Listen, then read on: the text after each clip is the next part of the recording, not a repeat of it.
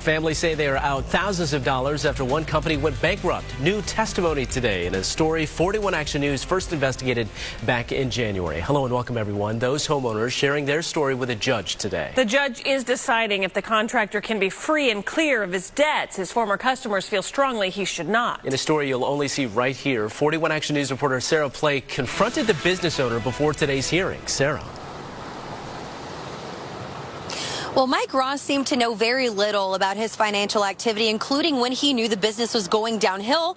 But through all that, his customers are still left with one major question.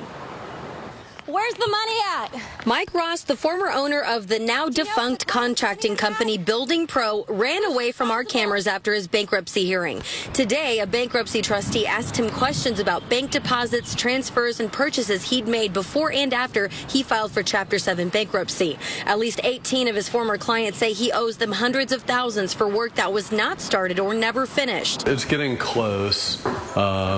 To being done. Like Pat Paulson, who paid Building Pro over $100,000 and says he hardly got any work done in return. He had to shell out thousands more to pay new contractors. It's not easy to find someone that's willing to come in and just pick up where someone else left off and deal with the problems that they left. He might finally be able to move in a couple weeks, a year after he got involved with Building Pro. I'm still not happy.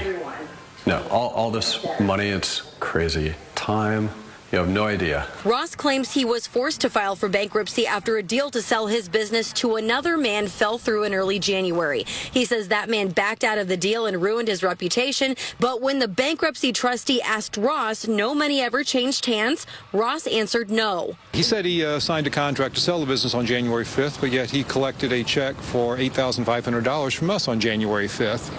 And that money was never transferred to the person who was buying the business, so I don't see how that's not fraud. Dave Bodling is another former client who was left with an unfinished basement. He and two other customers peppered Ross with questions at the hearing. Mr. Ross does seem like he has somewhat of a selective memory when it comes to his business. A lot of I don't knows and I don't recalls and that type of thing. Who's responsible?